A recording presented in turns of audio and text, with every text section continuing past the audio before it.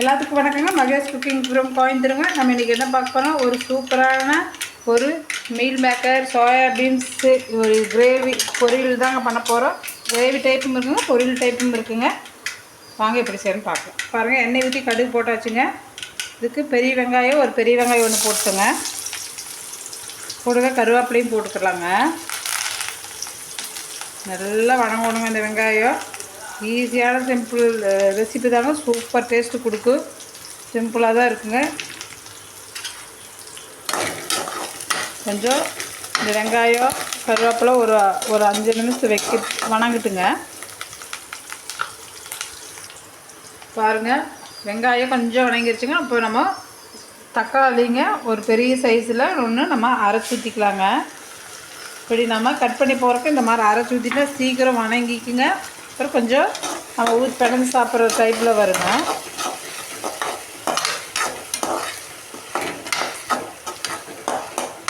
தக்காளி பச்சை வாசம் போட்டுங்க.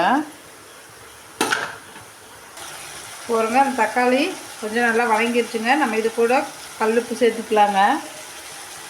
சாம்பார் தூள் கொஞ்சம் சேர்த்துக்கலாங்க. அதுக்கப்புறம் கறி மசாலா தூள் கொஞ்சம் சேர்த்துக்கலாங்க. கொஞ்சோண்டு சிக்கன் தூளுங்க.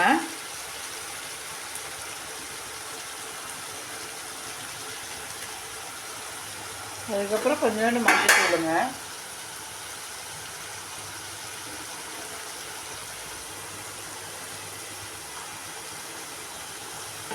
அதுக்கப்புறம் நம்ம அரைச்சி வச்சு பேஸ்ட்டு கொஞ்சம் வைப்போமில்லங்க, நம்ம உங்களுக்கு தெரியும் அதில் அதையும் தூக்கி போட்டுக்கலாங்க.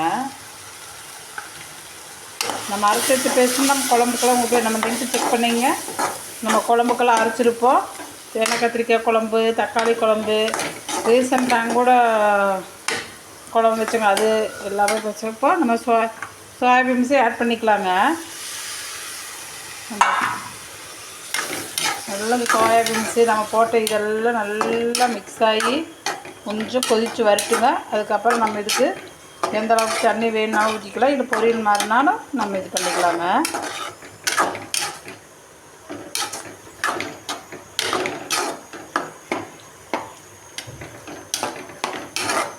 இது இன்னும் கொஞ்சம் இது ஊற்றினா நீங்கள் சப்பாத்திக்கு பூரிக்கு சாப்பாட்டுக்குள்ளே இதையே வச்சு சாப்பிட்டுக்கலாங்க, நல்லாயிருக்கும்.